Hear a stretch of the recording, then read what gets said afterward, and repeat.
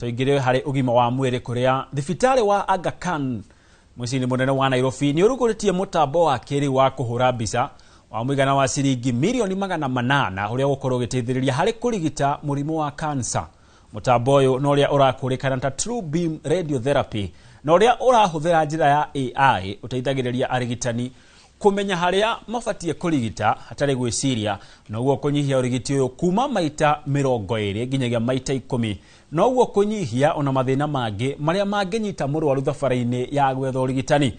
Mwandĩki mũkaru ministry-inĩ ya gĩthomo niwe Professor Abdulrazak Shaukat hamwe na arigitani angĩ ni magathĩrĩria ikinya rĩrĩ makiuga nĩ rĩgũteithĩrĩria kũhũrana na mũrimũ ũyũ ũrĩa ũritũ waguo ũkoretwo ũkĩiguĩka nĩ bũrũri mũgima.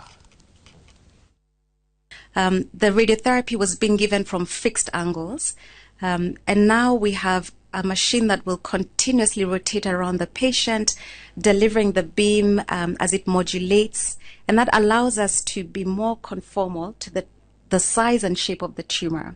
So not only is it precise, but it's quicker for patients.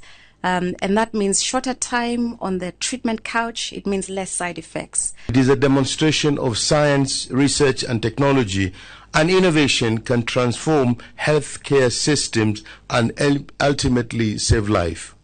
The True Beam system represents one of the most advanced radiotherapy platform in the world, integrating real-time imaging, precision radiation delivery, and AI-enabled treatment, as my sister explained, planning to target tumors with exceptional accuracy while protecting surrounding. For patients battling cancer, it is and will be a game changer, elevating our standard of care to align with leading global cancer centers. That's how we deliver quality. Tuikare hau ugimaine wa mwiri kuria